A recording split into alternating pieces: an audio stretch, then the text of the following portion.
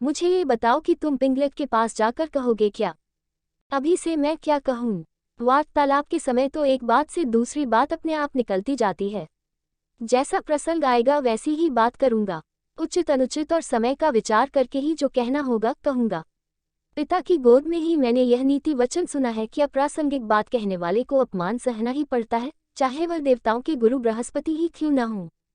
करटक ने कहा, तो फिर यह भी याद रखना कि शेर, बाघ आदि हिंस्र जंतुओं तथा सर्प जैसे कुटिल जंतुओं से संपन्न पर्वत जिस प्रकार दुर्गम और विषम होते हैं, उसी प्रकार राजा भी क्रूर तथा दुष्ट व्यक्तियों की संगति के कारण बड़े कठोर होते हैं, जल्दी प्रसन्न नहीं होते, और यदि कोई भूल से भी राजा की इच्छा के विरुद्ध कुछ कर दे तो सांप की तरह डसकर उसे नष्ट करते उन्हें देर नहीं लगती।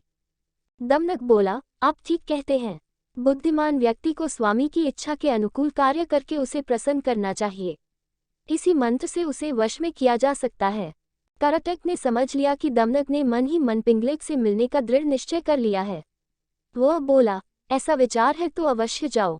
बस मेरी एक बात याद रखना कि राजा के पास पहुंचकर हर समय सावधान रहना। तुम्हारे साथ ही मेरा भविष्य भी जुड़ा है। तुम्हारा पथ मंगलमय हो। करटक की अनुमति पाकर दमनक उसे प्रणाम करके पिंगलक से मिलने के लिए चल पड़ा।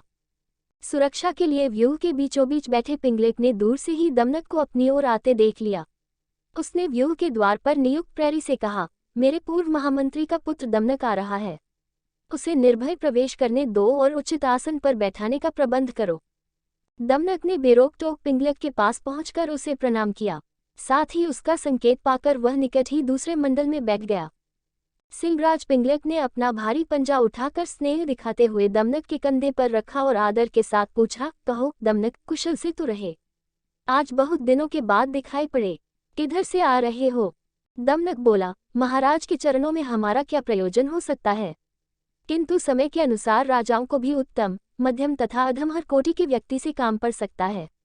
ऐसे भी हम लोग महाराज के सदा से ही सेवक रहते आए हैं। दुर्भाग्य से हमें हमारा पद और अधिकार नहीं मिल पाया है, तो भी हम आपकी सेवा छोड़कर कहाँ जा सकते हैं। हम लाख छोटे और असमर्थ सही, किंतु कोई ऐसा भी अवसर आ सकता है जब महाराज हमारी ही सेवा लेने का विचार करें।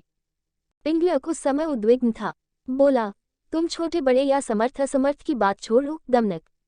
तुम हमारे मंत्री के पुत्र हो, अतः तुम जो भी कहना चाहते हो निर्भय होकर कहो। अभयदान पाकर भी चालाक दमनक ने राजा के भाई के विषय में सबके सामने बात करना ठीक नहीं समझा।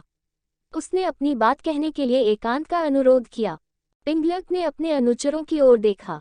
राजा की इच्छा समझकर आसपास के जीव जंतु हटकर दूर जा बैठे। एकांत होने पर दमनक ने बड़ी चतुराई से पिंगलक की दुखती रग ही छेड़ दी। बोला, स्वामी, आप तो यमुना तट पर पानी पीने जा रहे थे, फिर सहसा प्यासे ही लौटकर इस मंडल के बीच इस तरह चिंता से व्यग्र होकर क्यों बैठे हैं? उद्धरण उद्धरण। दमनक की बात सुनकर सिंह पहले तो सकुचा गया, फिर दमनक की चतुराई पर भरोसा करके उसने अपना भेद खोल देना उचित समझा। पल भर सोचकर बोला, दमनक, ये जो रह रहकर गर्जना सी होती है, इसे तुम भी सुन रहे हो ना? सुन रहा हूँ महाराज। बस इसी के कारण मैं क्षुब्ध हूँ। तट पर यही गर्जना बार बार हो रही थी। लगता है इस वन में कोई विकट जंतु आ गया है। जिसकी गर्जना ही इतनी भयंकर है, वह स्वयं कैसा होगा? इसी के कारण मैं तो ये जंगल छोड़कर कहीं और चले जाने का विचार कर रहा हूँ। दमनक ने कहा, लेकिन मात्र शब्द सुनकर भय के मारे अपना राज्य छोड़ना तो उचित नहीं है महाराज। शब्द अथवा ध्वनि का क्या है? कितने ही बाजों की ध्वनि भी गर्जना की सी बड़ी गंभीर होती है, और अपने पुरखों का स्थान छोड़ने से पहले पता तो करना ही चाहिए कि ध्वनि का कारण क्या है।